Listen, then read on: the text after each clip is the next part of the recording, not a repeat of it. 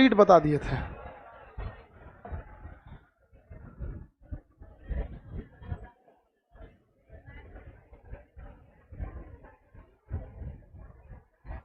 सीबा खान कौन है?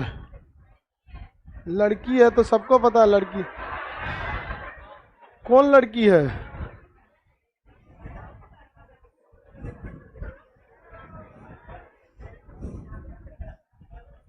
करिए लड़की है, वो काला लड़का। हाँ, कल कहाँ तक पढ़ाए थे? ठीक खड़ा है वो। हाँ बोलो, कल कहाँ तक पढ़ाए थे? नहीं आए थे ना? हाँ, हमको पता था।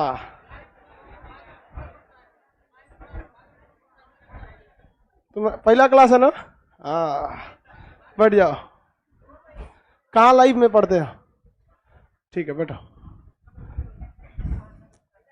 कहाँ तक बताए थे?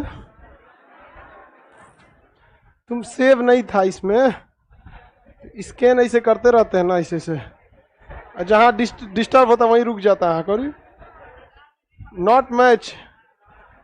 सब लोग को गुड इवनिंग। जलधारा बता रहे थे। जलधाराओं की उत्पत्ति के कई कारण थे, जिसमें हम कई कारण आपको बताए थे। अब आगे बताते हैं जलधाराओं के बारे में। जलधाराओं के बारे में नक्शा में आपको पढ़ना है, कौन जलधारा कहाँ से निकलती है। हम आपको ओवरऑल उसके फायदे और घाटे बता सकते हैं। बताइए तो जलधाराओं की उत्पत्ति का सबसे बड़ा कारण? हाँ,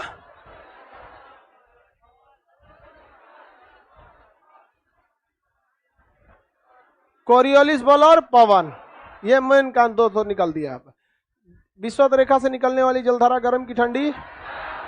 हाँ, गर्म। और ध्रुवों से निकलने वाली? Very good. जहाँ गर्म और ठंडी जलधारा, सुनिए ध्यान से, पूछ क्या रहे हैं, पूरा हुआ के बताने लगता है, कुछ बता देता है सर। यहाँ पे गर्म और ठंडी जलधाराएं जहाँ मिलती हैं, वहां का हवा कैसा हो जाता है? घना कोहरा। घना कोहरा, घना। बीच में कोई नहीं बोलेगा, सीबीएसई वाला बोले, और आप लाइव वाले आंसर दे सकते हैं लोग। जहाँ ठंड, तू सीबीएसई का है बकलोल कहीं का? किसी कीमत पे सीबीएसई का लग रहा है, ऐसे करके हंस रहा है। चाहे हुआ सीबीएसई वाला है। बताओ, जहां गर्म और ठंडी जलधाराएं मिलती हैं, वहां कौन सा शैवाल पाया जाता है? बीच में कोई नहीं बोलेगा, बीच में कोई नहीं। हाँ, करंट बोलते हैं उसको, करंट बोलते हैं। जहां गर्म और ठंडी जलधाराएं मिलती हैं, वहां एक टाइप का शैवाल पाया जाता है, जिसे मछलियां खाने आती हैं। बीच में कोई नहीं बोलेगा, वो बोल, बीच में क्या बोल रहे हो? सीबीएसई वाले को बोलने दो।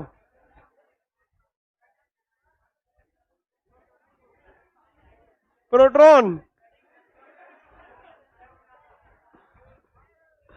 प्लैंकटन। क्या बोलते हैं? प्लैंकटन। प्लैंकटन बोलते हैं उसे, मछली खाने आते हैं।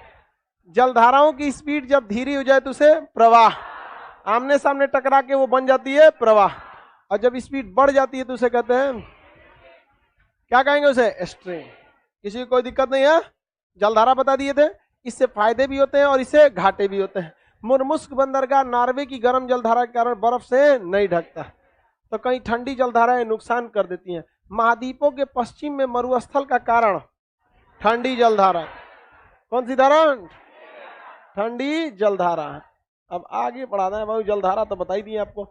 नक्शा के क्लास में जितने लोग हैं उन्हें जलधारा याद हो जाएगा। आप लोग भी नक्शा पढ़ेंगे तो उस समय याद हो जाएगा। दोनों अलग अलग चीज होते हैं नक्शा के हिसाब से। अलग अलग जलधाराएं। दक्षिणी विषुवतरेखीय जलधारा हर महासागर में पाई जाती है। ये दक्षिणी विषुवतरेखीय ब्राजील की धारा, फॉकलैंड की धारा, दक्षिणी अटलांटिक प्रवाह, बेंगुला की धारा, उटली विषुवतीय जलधारा, एंटिलिज की धारा, फ्लोरिडा की धारा, गल्फ स्ट्रीम, लेब्राडोर की धारा, उत्तरी अटलांटिक प्रवाह, यहाँ पे नॉर्वे की धारा, इर्मिंगर की धारा, ऊपर जाके ग्रीनलैंड की धारा, रेनल की धारा, केनारी की धारा। ऐसे करके क्या हो जाती है धारा। नक्शा पढ़ेंगे, सबका नाम क्यों पढ़ा सब अपने से आपको समझ में आ जाएगा। यहाँ देखेंगे उत्तरी विषुवतरेखीय जलधारा सोमेरु की धारा, नीचे देखेंगे दक्षिणी विषुवतरेखीय जलधारा मोजाम्बिक की धारा, मेडागास्कर की धारा, अलगुहास की धारा, दक्षिणी प्रशांत प्रवाह, पूर्वी ऑस्ट्रेलिया, पश्चिमी ऑस्ट्रेलिया की धारा। खत्म हो गई जलधारा। नक्शा से ही जलधारा पढ़ सकते हैं, नहीं तो ऐसे पगला जाएंगे। कौन कहाँ निकला, गर्म की ठंडा, समझ में आ गया? हम बस आपको बता रहे हैं कि इतना टाइप की जलधाराएं को क्या करना है, आपको पढ़ना है। समझ में आ रहा है कि नहीं आ रहा है? जलधारा कुछ भी नहीं रहती है, इसको मतलब बस समझने का देर होता है। अब जलधारा के अलावा जल संधि होती है, ये भी टॉपिक कंप्लीटली किस चीज का है, नक्शा का है। कंप्लीटली टॉपिक ये नक्शा का आता है। हम बस इसको आपको हिंट दे देते हैं। अलग अलग टाइप की जल संधि होती है। दो समुद्र को मिलाने वाले पतला रास्ता को जल संधि, जैसे ये अटलांटिक महासागर है, ये भूमध्य सागर है, यहाँ पतला रास्ता है जिसे जिब्राल्टर कहते हैं, तो ये क्या हो गया, जल संधि। क्या होगा, जल संधि। पतला रास्ता क्या कहते हैं, जल संधि। लेकिन अगर छोटा छोटा समुद्र रहे, जैसे मन्नार की खाड़ी या पाक की खाड़ी, तो इसे हम लोग कहते हैं जल डमरू। इसे क्या कहेंगे, जल डमरू। और बड़ा बड़ा समुद्र रहेगा तो जल संधि, ये जल संधि, और ये जल डमरू। जल डमरू मध्य है। तो देखिए आपको दिक्कत नहीं होना चाहिए। दोनों को अंग्रेजी में स्ट्रेट कहते हैं। क्या कहते हैं, स्ट्रेट। इसे भी अंग्रेजी में क्या कहते हैं, स्ट्रेट। क्या कहेंगे, स्ट्रेट। किसी को कोई दिक्कत नहीं, समझ में आ गया कि नहीं? अब ये कहाँ पर आपको नक्शा में देखना है, समझ में आ रहा है कि नहीं? बकलो तो इसी से कुंज कर रहा है, ध्यान से देखिए, यहाँ दिमाग लगा रहा है इसे, हाँ? सेव कर रहा है इसे, ओ सेव कर रहा है यहाँ पे। देखो, दो बड़े बड़े जलीय क्षेत्र को मिलाने वाला पतला रास्ता जल संधि, और जो छोटका छोटका मिलाएगा जल डम। हाँ, दोनों की खासियत, ये दोनों जलों को मिलाते हैं। दोनों की एक कॉमन खासियत, जलीय क्षेत्र को मिलाते हैं। अगला खासियत, दोनों ससुरे बड़ी पतले पतले होते हैं। देखिए ससुरे इतनी पतला है, आई देखिए तो अपने एकदम पतला है। लेकिन दो जलीय क्षेत्र को मिलाने वाला रास्ता यदि चौड़ा हो जाता है तो channel, Mozambique channel, Mozambique channel, English channel. समझ में आ गया कि नहीं आ गया? तो बात समझिए, मेरी ओर ध्यान दीजिए। दो ही चीज याद रखना है, एक होता है स्ट्रेट जिसे हम लोग कहते हैं जल संधि, और एक होता है चैनल। क्या होता है, चैनल। चौड़ा रहेगा तो चैनल, पतला जल संधि, पतला जल संधि। दिमाग से निकाल दीजिए जल डमरू। हम बस आपको बता दिए, छोट छोट को मिलाएगा डमरू टाइप का बन जाएगा, नाम हो जाएगा जल डमरू। लेकिन दिमाग से आपको क्या निकालता है, जल डमरू। बस याद रखना है जल संधि। क्या याद रखना है, जल। छोटका छोटका को, हाँ, और बड़का बड़का को, छोटका को बड़का को, याद रहेगा। लाइव में भी पूछता है सब, बकुला नहीं आया है क्या सर? बकुला आएगा नौकरी लेके तब बताएंगे। तुम ब्याह के साथ कार्ड पे भी लिखवा देना, बकुला संग बकुली।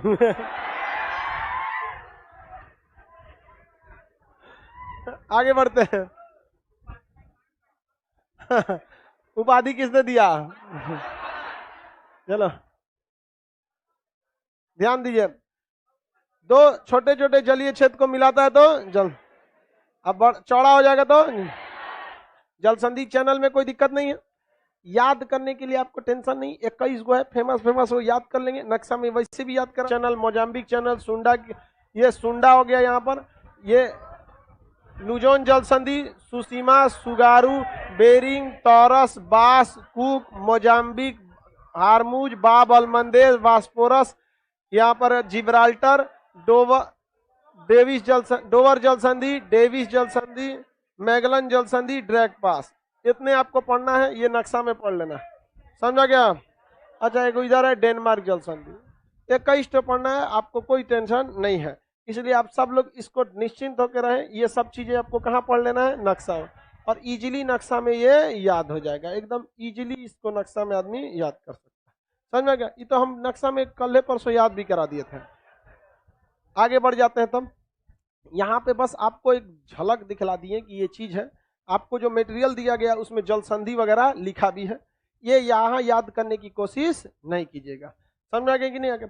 जल स्थल संधि क्या होता है? दो स्थलों को मिलाने वाला पतला रास्ता। ये दक्षिणी अमेरिका है और ये उत्तरी अमेरिका। इसको मिलाने वाला ये पतला रास्ता स्थल, अस्थमस कहते हैं इसे। क्या कहेंगे? इसको चीर दीजिएगा तो क्या बन जाएगा? नहर।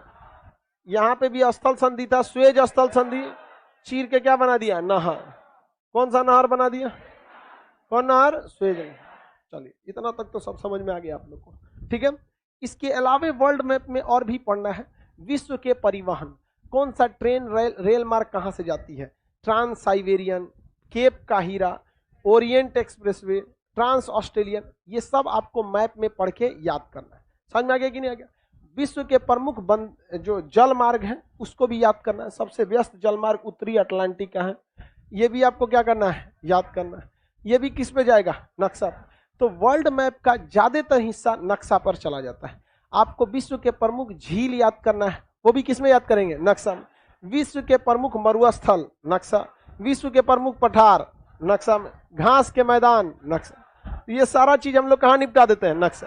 तब ना आपको अच्छा से समझ में आएगा। यहाँ आपको कौन चीज समझ में आएगा? प्रेरी का मैदान कहाँ है, रॉकी पर्वत श्रृंखला कहाँ है, और वही नक्शा में आपको बता देते हैं। समझ में आ रहा है कि नहीं? आगे बढ़े तो हम नक्शा वाला चीज को साइड कर देना। किसी को कोई दिक्कत नहीं तो बोलिए, कोई दिक्कत तो बोलिए। हम थ्योरी वाला पार्ट में आगे बढ़ते हैं। किसी को ये डाउट है कि यहां भी पढ़ाएं, जलधारा यहां भी पढ़ाएं? बस हम फॉर्मेलिटी के लिए पूछ रहे हैं, आप हाँ कहिए या ना कहिए। यहां से यहां जवाब रेडी है, यहां नहीं पढ़ाएंगे। उसके रीजन है बाबू, ये सब समस्या है। इसको इस तरह से पढ़ेंगे कभी नहीं समझ में आ पाएगा। जो नक्शा का चीज है नक्शा में ही समझ में आएगा। समझ में आ गया? चिड़ियाघर में जाके खोजिएगा साड़ी मिलेगा? नहीं मिलेगा, उस साड़ी की दुकान पे खरीदना पड़ेगा, चिड़ियाघर में नहीं मिलेगा। तो थ्योरी के क्लास में थ्योरी, मैप के क्लास में मैप। अब हम पारिस्थितिकी समझते हैं, इकोलॉजी। इसका पीडीएफ नहीं है आपके पास। आपको हम सैलिनिटी पढ़ा चुके हैं, सैलिनिटी पढ़ा दिए हैं, पढ़ा दिए हैं। लवणता कहते हैं, 47 प्रकार की लवणता की खोज डीटमर नामक विद्वान ने किया। 47 में से सबसे ज्यादा जो लवणता होता है वो NaCl के कारण। किसके कारण? नमक यानी NaCl। सर जो नक्शा नहीं पढ़ रहा है उसका क्या होगा? उसको पढ़ाई छोड़ देना चाहिए। ठीक है? किसी का डाउट? जो इंसान नक्शा नहीं पढ़ना ना, मतलब समझिए कि शिक्षा के क्षेत्र में उगारे घूम रहा है वो। उसको कोई आइडिया नहीं है नक्शा का मतलब क्या होता है। जो नक्शा नहीं पढ़ा उसका कोई काम नहीं है इस दुनिया में। वो उसको कर्मफोर घोषित कर लेना चाहिए। यहां पर परमानेंट मार्कर से बकलोल लिख लेना चाहिए। कैसे लिख ले? बकलो। ऊपर इंग्लिश मीडियम, नीचे हिंदी मीडियम। आगे देखते हैं हम लोग। इकोलॉजी या पारिस्थितिकी किसे कहता है? ये चैप्टर 2 जगह पढ़ना है, बायोलॉजी में और ज्योग्राफी में। बायोलॉजी में उस तरह से पढ़ाएं जिस तरह से बायोलॉजी में पूछता है। अब यहां उस तरह से पढ़ाएंगे जिस तरह से ज्योग्राफी में पूछता है। समझ में आ रहा है कि नहीं आ रहा है? बाकी आप चिल्लाते रहिए, हम बस फॉर्मेलिटी के लिए पूछते हैं कि आपको लगेगा कि सर कितना ख्याल रखते हैं। Oh my God. लेकिन यहाँ क्या होता है?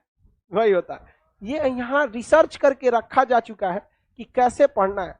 जब शुरुआत में हम पढ़ा रहे थे तो एक बैच बनाए थे ज्योग्राफी का, जिसमें हम नक्शा का भी पोर्शन और ये सारा पोर्शन उसमें पढ़ाएं, और एक बैच बनाए जिसमें थ्योरी वाला अलग और नक्शा वाला नक्शा, और दोनों का अलग अलग टेस्ट लिए। ये हम बता रहे हैं आपको 2018 का।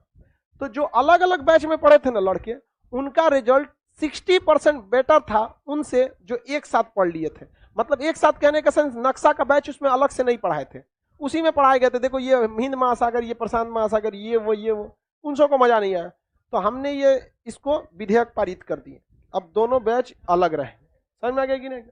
उसके बाद फिर नक्शा में रिसर्च चालू किए कि वर्ल्ड और इंडिया दोनों साथ पढ़ाते थे, और एक में दोनों अलग अलग पढ़ाए। फिर टेस्ट लिए, तो जो अलग अलग पढ़ा था उसका रिजल्ट सही, तो वर्ल्ड मैप अलग, इंडियन मैप अलग। तो ये पहले से रिसर्च किया हुआ है। अब हम लोग चलते हैं इकोलॉजी। इकोलॉजी को कहा जाता है पारिस्थितिकी। इकोलॉजी को क्या कहा जाता है? इसमें आपको बायोम और इकोसिस्टम नहीं पढ़ाना है। पारिस्थितिकी मतलब हमारे अगल बगल के पर्यावरण से जितने चीज बने हैं उसे क्या कहते हैं? पारिस्थितिकी। पारिस्थितिकी में हमारे अगल बगल के चीजों को रखा जाता है। अब वो दो तरह से हो सकते हैं, living organism, non living organism. हमारे अगल बगल में रहने वाले चीज कितने तरह से रह सकते हैं? दो, सजीव और निर्जीव, सजीव तथा निर्जीव, जैविक और अजैविक। जैसे हमारे अगल बगल में हवा है, निर्जीव है, लेकिन हवा में उड़ रहे बैक्टीरिया वायरस सजीव है। हमारे अगल बगल में नदियां हैं, निर्जीव, लेकिन उन नदी में जो मछली है वो क्या है? सजीव। सजीव। उसमें मगरमच्छ है, सजीव, और दूसरे सजीव को बना देता है निर्जीव। पहाड़ है, निर्जीव, लेकिन उस पर खिलने वाले पेड़ पौधे फूल सजीव। मिट्टी है, निर्जीव, लेकिन उससे निकलने वाले घास फूस सजीव। हम लोगों का पारिस्थितिकी, शॉर्टकट में इकोलॉजी या इकोसिस्टम, एक पूरा सिस्टम बना है। हर इंसान एक दूसरे पर डिपेंडेंट है, किसी ना किसी माध्यम से एक दूसरे पे डिपेंडेंट है। और इस इकोलॉजी में दो तरह की चीज रहते हैं, सजीव और निर्जीव। सजीव आप समझ सकते हैं, निर्जीव मिट्टी, पर्वत, नदी, समुद्र, ये सब क्या है? निर्जीव। बर्फ निर्जीव। लेकिन उसमें पाए जाने वाले जीव जंतु तथा वनस्पति क्या है? सजीव। किसी को कोई दिक्कत नहीं है? आगे बढ़ जाते हैं। नक्शा में एडमिशन ही नहीं हो रहा है। हाँ हाँ, हो जाएगा। अभी तो सर्वर ठीक कर रहे थे तो सर्वर चुरा लिया तो सही हो गया है, अब उसमें भी एडमिशन हो जाएगा। उर्दू में कमेंट मत करो बाबू, अभी नाम अभी है, कमेंट उर्दू में कर रहा है। चलिए, इकोलॉजी के बारे में आप समझते हैं। हमें निर्जीव के बारे में पढ़ाने की जरूरत है? अरे बबुआ, पढ़ा दिए हम निर्जीव के बारे में, बहुते पढ़ा रहे हैं तब से। जलधारा, जल संधि, ये वो दुनिया भर का पढ़ा रहे थे अब तक। वो सब क्या था? बादल, वायुमंडल, क्षोभ मंडल, समताप मंडल, इतना दिन से जो चिल्ला रहे थे वो सब क्या था? अगल बगल सब निर्जीव खत्म। अब सजीव पे बातें हैं।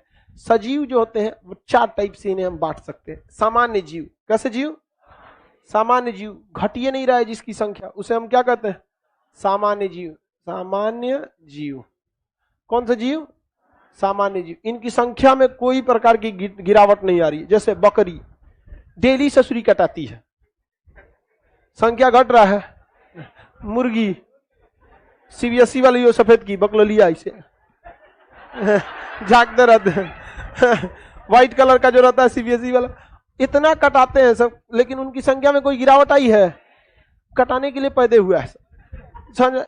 बकरी, बीफ, गाय भैंस के मीट को क्या कहते हैं? बीफ। बीफ की संख्या इतनी कटते हैं, एक्सीडेंट से मरेंगे, जहर खा के मरेंगे, कुछ ले जाके काट देगा, कुछ को बांग्लादेश हिला देगा कि कटा जाओ वहां पे। संख्या घट रही है? नहीं। सुअर, कोई संख्या नहीं। कुत्ता, कोई संख्या नहीं घटता है वहां पे। यहाँ पे कुत्ता सबसे बचने के लिए लोग नीला नीला बोतल भर के टांगे रहते हैं दीवार पे। पटना में देखते हैं उसे, सीढ़ी वगैरह टांगे, उसको रात में देखता है चमकता है तो उसको लगता है लाइट जल रहा है, भाग जाओ यहाँ से। हाँ हाँ, मिट्टी तेल से उसको क्या मतलब? तो आदमी, हाँ हाँ सही बोला सर, आदमी की भी संख्या नहीं घट रही है। देखिए, कोरोना हुआ, वैक्सीन निकाल लिया, समझ आ गया, बच गया। यहाँ पर समझ में आया कि नहीं आ गया? अब लेकिन कोरोना में तो जान बहुते लोग को लिया। तो सामान्य जीवों के बारे में कोई दिक्कत नहीं, लेकिन ऐसे भी जीव हैं जिनकी संख्या लगातार घटते जा रही है। इनके लिए एक अलग संस्था बनाई गई, world wild life fund. World wild life fund, WWF, world wild life fund. Wild life एक ही में होता है, वर्ल्ड वाइल्ड लाइफ फंड, यानी वर्ल्ड मतलब पूरी दुनिया में, वाइल्ड लाइफ मतलब जंगली जीव, वाइल्ड लाइफ फंड मतलब पैसा। एक कोष बनाया गया, वर्ल्ड वाइल्ड लाइफ फंड।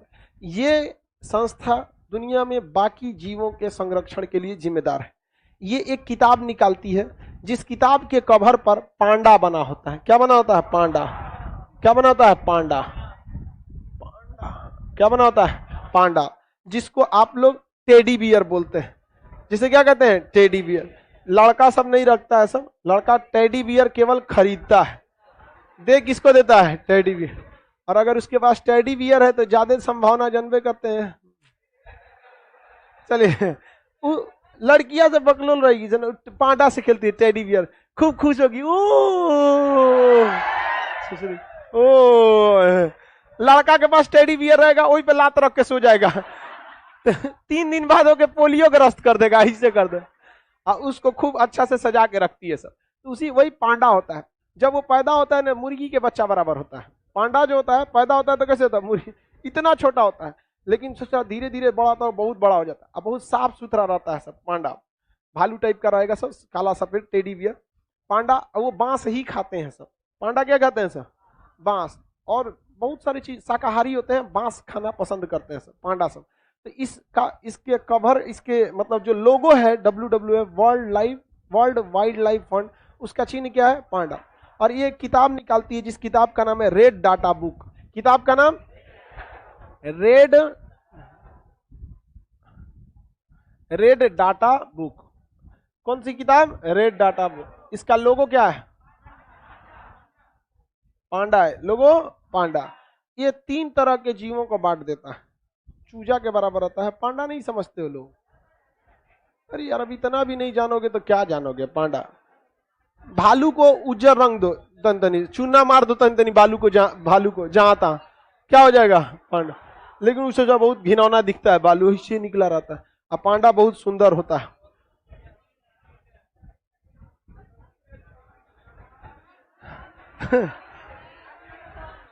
क्या हो गया? दिखा दे बेवकूफ, तुम पांडा नहीं देखा है लोग?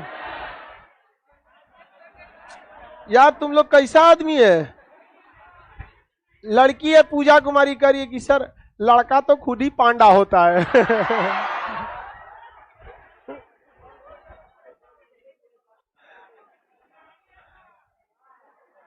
ये है, दिख रहा है? ये पांडा होता है, और छोटा बहुत होता है, घास उस खाता है, बहुत छोटा सा रहता है। ये टेडी बियर है यार, पांडा नहीं है। मतलब ऐसे जिंदा रहता है तो पांडा कहलाता है, मर जाता है तो उसको क्या कहता है? Teddy bear. Teddy bear. एक लड़की सब रख ले रहती है, दुका दुका लड़की देखो, बहुत सीधा जीव होता है, बहुत सीधा जीव होता है। उसको ये सब लड़की सजा, लड़की सब का रूम देखिएगा ना, लगेगा LIC का ऑफिस है। आगे देखो देखो, पांडा बना के भेज रहा है सब। तो रेड डाटा बुक याद रखिएगा, वर्ल्ड वाइल्ड लाइफ सेंचुरी निकालती है। इसमें 3 टाइप के जीवों को रखा जाता है। एक होता है संकटापन्न जीव। कैसे जीव? संकटापन्न जीव, वैसे जीव जिन पर खतरा आने वाला है उसे क्या कहते हैं? संकटापन्न जीव। दूसरा होते हैं संकटग्रस्त, संकटग्रस्त जीव, संकटग्रस्त जीव जिन पर संकट आ चुका है। और एक होता है विलुप्त जीव। कौन सा? विलुप्त। विलुप्त जीव, विलुप्त जीव उसे कहा जाता है जिन पर इतना ना संकट आया कि वो इस दुनिया से हमेशा के लिए चलेगा, उसे क्या कहा जाता है? संकटापन्न वही जीव होते हैं जिनकी संख्या में कमी नहीं है, लेकिन हो सकता है कि इनकी संख्या अब घटने जाएगी, अब इनकी लाइफ घटते जाएगी। ऐसे जीवों को क्या कहते हैं? संकटापन्न। गौरैया चिड़िया, अब उस पे संकट आने वाला है, धीरे धीरे वो क्या हो रहे हैं? दिखना बंद हो गए। गौरैया चिड़िया, उन पर संकट आने वाला है। तो जिन पर संकट क्या है? कमिंग, मतलब आने वाला है, कमिंग सून, मतलब आने वाला लिख देते हैं, या कमिंग सून, आने वाला, जिस पर संकट आने वाला है, अब कमिंग, उसे क्या कहते हैं? संकटापन्न। असंकटग्रस्त किसे कहते हैं? हाँ, जिन पर संकट आ गया, संकट जिन पर आ चुका, जैसे टाइगर, इन पर संकट आ चुका है। गेंडा, संकट आ चुका है, एक सिंग वाला गेंडा, संकट आ चुका है। लायन, शेर, इन पर संकट आ चुका है। तो बाज, गिद्ध, इन सब पर संकट क्या हो चुका है? आ चुका है।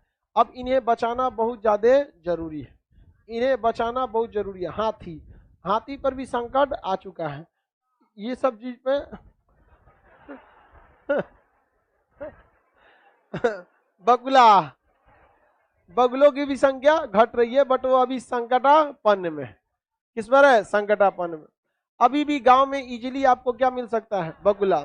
ऐसे बगुला बगुला तार दे सोने के, मांगते रहिए, बगुला मिल जाएंगे सब, किसी को कोई दिक्कत नहीं है। तो जिन पर खतरा आने वाला है, संकटापन्न, खतरा आ चुका है, और अगर संकटापन्न, संकटग्रस्त को छोड़ दीजिएगा तो एक समय ऐसा आएगा इनकी पूरी संख्या खत्म हो और इस दुनिया से विलुप्त हो जाएंगे। जैसे डायनासोर, इस दुनिया से हमेशा के लिए खत्म हो गए डायनासोर। बहुत अच्छा हुआ ससुरे खत्म हो गए सब, खा जाते सब, यहाँ पे बहुत लंबा होते थे सब डायनासोर, नीचवा से खा जाता उठा के मुंह देकर, बहुत लंबे हाइट होते थे। 5 तल्ला पे हम पढ़ा रहे हैं, झांकता ही से, खान सर का बैच है, घींच के लेकर चल जाता, चलिए आज आप ही का नाश्ता करते हैं।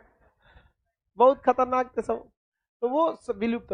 डोडो पक्षी, डोडो पक्षी बहुत बेहतरीन था, पक्षी था, बड़ा साइज का होता था, छोटा बच्चा बराबर, बड़ा साइज, बहुत सीधा था, उसको बुलाइएगा तो चल आता था, तो लोग बुला के काट देता था उसको, खा जाता था उसको।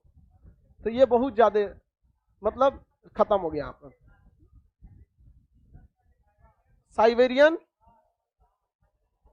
साइबेरियन सारस, बाज, साइबेरियन बर्ड अभी भी आते हैं सब, अभी वो सब साइबेरियन बर्ड वगैरह क्या है सब संकटग्रस्त। डायनासोर विलुप्त, डायनासोर हमेशा के लिए विलुप्त हो गया, किसी को कोई दिक्कत नहीं है।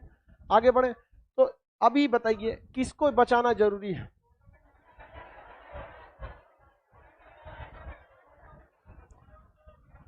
बीच में डोडो को, अरे बीच में कोई नहीं बोलो, वो कोई क्वेश्चन पूछ रहा है उस डोडो पक्षी को विलुप्त में, पूरे विलुप्त हो गया। दीपक ललवा कह रहा है नहीं सर पूरा विलुप्त नहीं होगा, एक आध को बचले होगा। खाएगा क्या तुम? मॉरिशस नाम के देश में पाया जाता था, उसको सब मिल के मार के खा गया सब। यही ऐसा ही सोच वाला सब कि एक आध को तो बचले होगा, मार के खत्म कर दिया, सब पूरा खत्म हो गया। ये बताइए आप विलुप्त को कुछ कर सकते हैं? सबसे ज्यादा जरूरी बचाना है संकटग्रस्त। किसे बचाना जरूरी है? संकटग्रस्त को। तो हम इन सबको बचाने के लिए 3 व्यवस्था रखे हैं। एक का नाम है राष्ट्रीय उद्यान। क्या नाम है? राष्ट्रीय उद्यान, नेशनल पार्क, राष्ट्रीय उद्यान। एक है वन्य जीव अभ्यारण्य, वन्य जीव अभ्यारण्य, वन्य जीव अभ्यारण्य। एक है जीवमंडल रिजर्व, जीवमंडल रिजर्व, रिजर्व, बायोस्फीयर रिजर्व। इन्हें बचाना जरूरी है या नहीं है? ये टॉपिक आपको नक्शा में पढ़ना है, ठीक है? कौन सा राष्ट्रीय उद्यान कहाँ है, समझ गया? चकचू कौन सी कर रही है लोग? यहाँ नहीं पढ़ना है तो नहीं पढ़ना है, नक्शा में इसे करिए। जितना दिमाग है उतने भरो लोग, डाउनलोड नहीं होना तो मेमोरी करप्ट कर जाएगा। ये आपको कहाँ पढ़ना है? नक्शा में। आगे बढ़े। जिन जीवों पर खतरा आने वाला है, संकटापन्न, संकटापन्न। और जिन पर खतरा आ गया, हाँ, और जो इस दुनिया से चले गए, हाँ, समझ में आ गया कि नहीं आ गया? मानव किस में आता है? सामान्य जीव, मानव सामान्य जीव। जब उसकी सगाई हो जाती है तो संकटापन्न, मतलब खतरा आने वाला। शादी बाद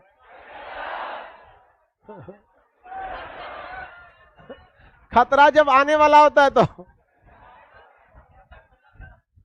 इंगेजमेंट के बाद, शादी बाद, और कुछ दिन बाद विलुप्त। धीरे धीरे क्या हो जाएगा? अभी आप लोग क्या है? सामान्य जीव।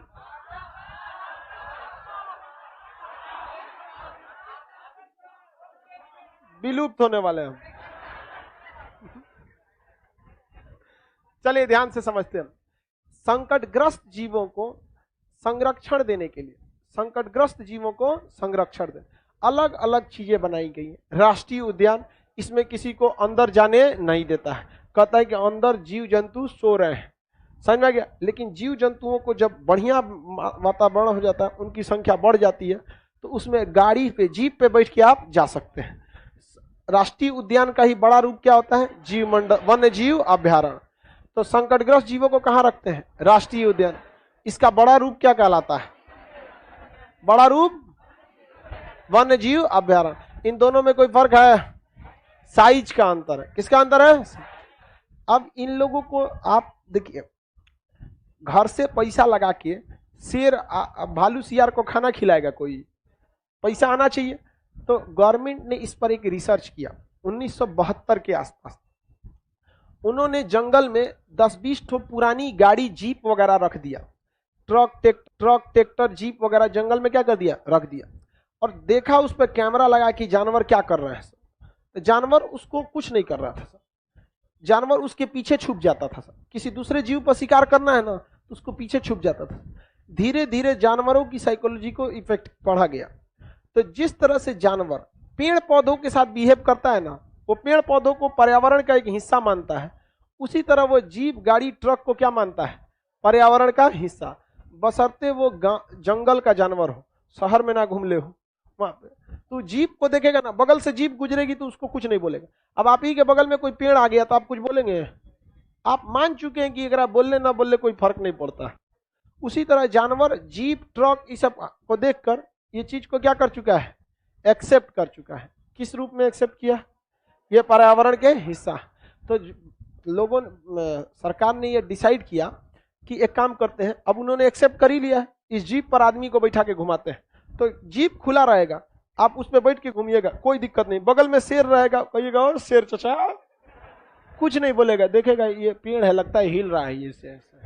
आप कहेंगे हेलो, कहेगा कि आंधी आया है, हिल रहा है, पेड़ ओड़ की तरह। लेकिन जहां आप उतरेंगे समझ जाएगा री आम पक गया आम एकदम पक गया है, पेड़ पे से नीचे गिरा, खा जाओ इसको। तो जब तक आप जीप पे बैठे रहेंगे वो लोग कुछ नहीं करते। तो सरकार उन लोगों को पैसे ले लेती है, टिकट देती है, जीप पे बैठिए घूमिए, आपके सामने शेर भालू क्या करेंगे, शिकार करके खाएंगे। ये सारी सुविधाएं इन सब चीजों में मिलती हैं, किसी को कोई दिक्कत नहीं है। सर ये सब को बाउंड्री क्यों नहीं कर देता है? तो जंगल की तो बाउंड्री होती है अगल बगल में। आगे बढ़ जाए। सामान्य जीव को, ये सारे जीवों का डाटा कौन रखता है? WWF। किताब का नाम रेड डाटा बुक। लोगो अब बायोडाइवर्सिटी, और इससे समझिए बायोडाइवर्सिटी से क्वेश्चन आता है। बायोडाइवर्सिटी को हिंदी में कहते हैं जैव विविधता। जैव विविधता क्या होता है? जैव विविधता। इसे क्या कहा जाता है? बायोडाइवर्सिटी।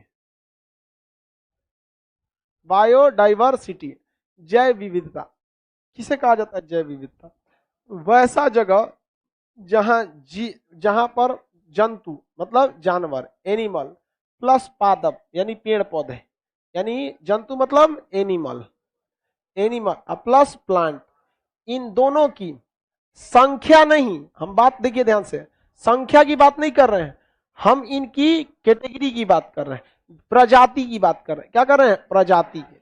किसकी? प्रजाति। जहां जीव जंतुओं की बहुत ज्यादा प्रजाति मिलती है, संख्या नहीं, क्या जी? प्रजाति। उसे क्या कहते हैं? जैव विविधता। क्या कहेंगे? जैव। देखिए ध्यान से, बिहार की जनसंख्या ज्यादा है, यूपी की जनसंख्या ज्यादा है, लेकिन यहाँ अलग अलग प्रजाति के लोग नहीं मिलेंगे आपको। लगभग मेंटेलिटी एक जैसी मिलेगी, 4-5 कैटेगरी के लोग मिलेंगे।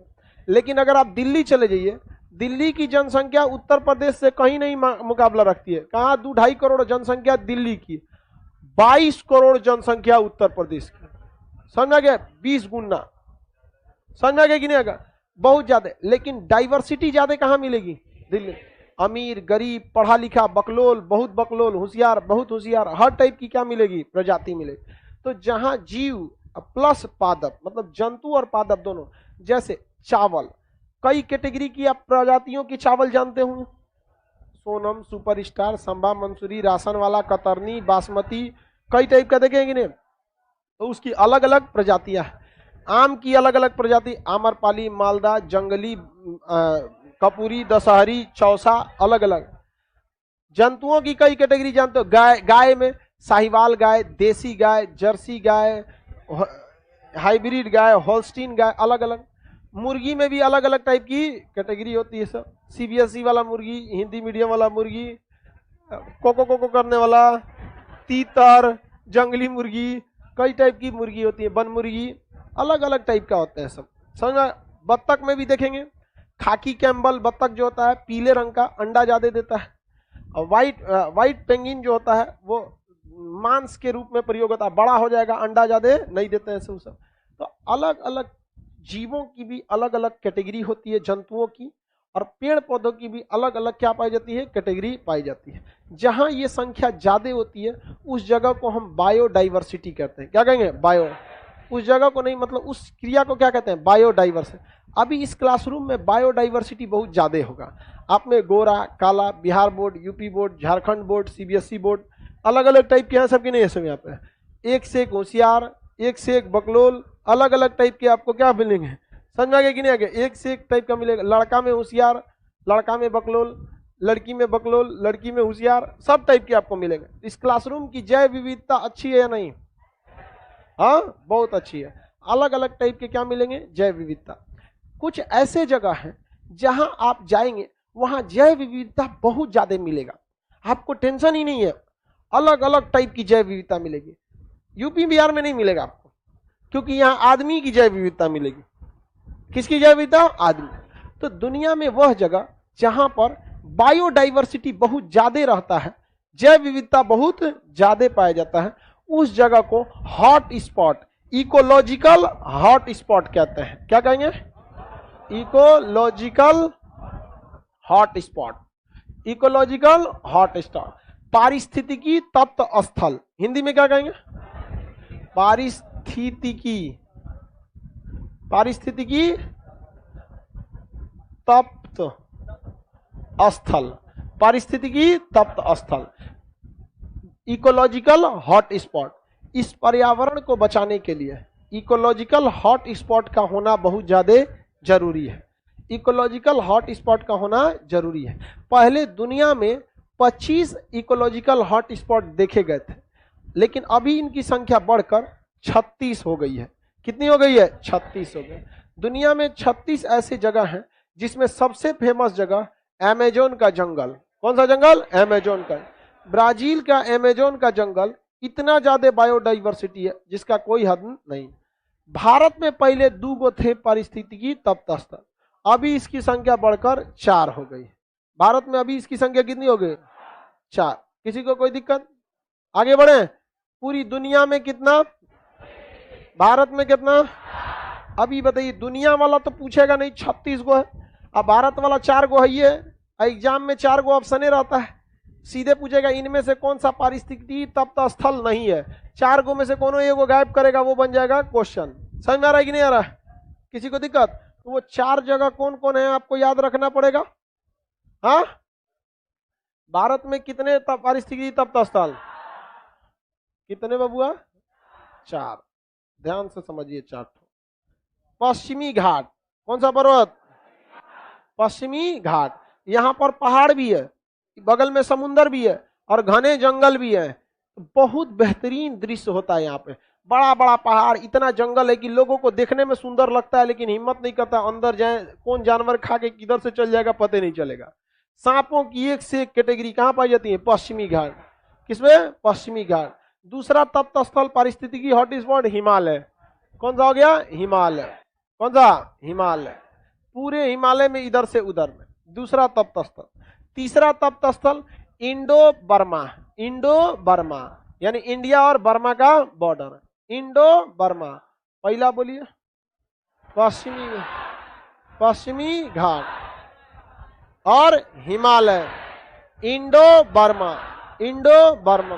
इंडो बर्मा पे कौन सा एरिया, कौन सा पर्वत है? आराकाम योमा पर्वत। कौन सा पर्वत? आराकाम योमा। पश्चिमी घाट, हिमालय और इंडो बर्मा। क्या कहा गया? Indo Burma. इसके बाद संडरलैंड। संडरलैंड, कौन सा लैंड? संडरलैंड। ये संडरलैंड कहाँ आता है भाई? सुंदरलैंड बोलता तो सुंदरवन बता देते आप लोग। सुंदरवन बोलता या सुंदरलैंड बोलता तो बंगाल का सुंदरवन। ये क्या है? संडरलैंड। संडरलैंड, संडरलैंड कहाँ आता है? ये कहाँ आएगा? ये म्यांमार से लेके आसियान देशों तक, इसे क्या कहा जाता है? संडरलैंड। कौन सा लैंड? संडरलैंड। अब बताओ भैया, भारत का इसमें कौन सा आ जाएगा? अंडमान निकोबार। लेकिन एग्जामुआ में आप मार देंगे गलत, आप खोजेंगे अंडमान निकोबार। अंडमान निकोबार उस संडरलैंड का एक भाग है जो कहां पड़ जाता है? भारत में। लेकिन एक्यूरेट अलग से आंसर तो अंडमान निकोबार नहीं हो सकता। समझ में आ गया कि नहीं आ गया? तो भारत में कितने पारिस्थितिकी तप्त स्थल? पश्चिमी घाट, पहला पश्चिमी घाट, Himalaya, Indo Burma, Sundaland. Sundaland के बगल में ब्रैकेट में अंडमान, संडरलैंड के बगल में अंडमान। किसी को कोई दिक्कत नहीं है? कभी कभी क्वेश्चन में ये नहीं देता है इंडो बर्मा, क्या बताया था जी, इंडो बर्मा, ये इंडो बर्मा नहीं देता है, इसे इसके जगह दे देता है पूर्वी हिमालय। क्या देता है? पूर्वी हिमालय। क्या देगा? पूर्वी हिमालय। किसी को कोई दिक्कत नहीं? पूर्वी हिमालय। तो क्या आप नहीं मार देंगे आंसर? तो बताइए, पारिस्थितिकी तप्त स्थल में जीव जंतुओं की संख्या ज्यादा होगी या वैरायटी ज्यादा होगी? हाँ, वैरायटी। केवल जंतुओं का या पेड़ पौधों का भी? दोनों की वैरायटी ज्यादा रहना। क्यों ज्यादा होना चाहिए? क्योंकि अलग अलग जानवरों को अलग अलग पेड़ की पत्तियां खाने का पसंद है। तो अगर अलग अलग टाइप के जंगल निकलेंगे, पेड़ पौधे, तो उस अलग अलग पेड़ों पर सरवाइव करने वाले जानवर भी अलग अलग निकलेंगे। बांस की संख्या ज्यादा, पांडा वहां जी जाएगा, उसका फेवरेट है। केला की संख्या ज्यादा, बंदर और ये आपका हाथी बहुत खुश रह जाएंगे सब। यहाँ खाली तरकुल का पेड़ रहेगा लंबा लंबा, कौन जिएगा वहां पे? जिराफ वहां पे बहुत मुश्किल हो जाएगा जीना। पूरी दुनिया में कितने हॉट स्पॉट? कितने हॉट स्पॉट भारत में? दुनिया में? दुनिया का सबसे बड़ा हॉट स्पॉट, हाँ, अमेजोन के जंगल। कौन से जंगल? अमेजोन के जंगल। आगे बढ़ जाए। परिस्थिति, बायोडाइवर्सिटी में हम संख्या देखते हैं या वैरायटी? हाँ, भारत का सबसे प्रमुख, क्वेश्चन सुनिएगा ध्यान से, ये चार को तो ये तो किस में चलाएगा? संडरलैंड। सुंदरलैंड नहीं है, संडरलैंड। पांडा कहां पाया जाता है? दुनिया में सबसे ज्यादा पांडा चाइना में पाया जाता है। चाइना में। कहां पर? चाइना। भारत में पांडा वगैरह नहीं पाया जाता। आगे देखें, भारत में टाइगर ज्यादा पाया जाता है। इन चार ठो भारत में पारिस्थितिकी तप्त स्थल है। लेकिन ये भी तो पूछेगा कि ये चारों मतलब बायोडाइवर्सिटी वाले जो जगह है, यानी इस चारों को क्या कहा जाएगा? Hot spot. इन चारों हॉट स्पॉट में जीव जंतुओं की सबसे ज्यादा वेराइटी कहां पाई जाएगी? सबसे ज्यादा पश्चिमी घाट, सबसे ज्यादा, जिसकी रीजन भी है, वहां बारिश भी होता है, गर्मी भी पड़ता है। तो गर्मी और बारिश में ज्यादा जीव जंतु आते हैं। ठंडी में सब सरवाइव नहीं कर। गर्मी से सुने हैं कि पेपर में निकले कि आज बिहार में इतनी गर्मी पड़ी कि 300 लोगों की मौत। उसे जो पंखा जल लेगा, गर्मी से कौन मरता है जी? लू मार देता है तो बीमार पड़ता है, इलाज उलाज नहीं कराएगा तब मरेगा। तो आफ्टर इफेक्ट होता है। ऐसा थोड़ी है कि जा रहे थे, लू मारा, मर गए, इससे नहीं मरता है। ठंडा मारता है तो मर जाता है, अक्सर देखिएगा मर जाता है लोग ठंडा। बूढ़े आदमी तो और, समझा कि नहीं है? बच्चा जवान लोग तो झेल ले जाता है, बूढ़े लोग नहीं झेल पाते हैं, इसलिए वो बोरसी लेके वो घर ही में बैठल रहता है उसमें। तो सबसे ज्यादा कहां पाए जाएंगे? इसके अलावे इंडो बर्मा, पश्चिमी घाट और इंडो बर्मा। किसी को कोई दिक्कत नहीं? भारत में हॉट स्पॉट 4। कितने? रेड डाटा बुक कौन जारी करता? WWF। और जो WWF है मार धार वाला नहीं, एक के मिल के मारता। WWE है, उसमें खली उल्ली पहले खेलता था सब। अगर हमरे जैसा आदमी रिंग में घेरा गया, मार के तो कच्ची उम्र निकाल देगा सब। वो अलग चीज है ये WWF। इसका चिन्ह क्या है? चुनाव चिन्ह। WWF का चुनाव चिन्ह वही लोगों को यार चुनाव चिन्ह। चलो, मौसम चल रहा है चुनाव का, तो इसके बाद अब आपको समझना है कि जीव जंतु में जैसे हमारा राष्ट्रीय पशु पहले शेर था, अभी क्या हो गया? बाघ। इस सब के बारे में समझना है। फिर जनजातियों के बारे में आपको समझना है। इस सब को आगे आप कल समझाएंगे। आज के लिए इतना है।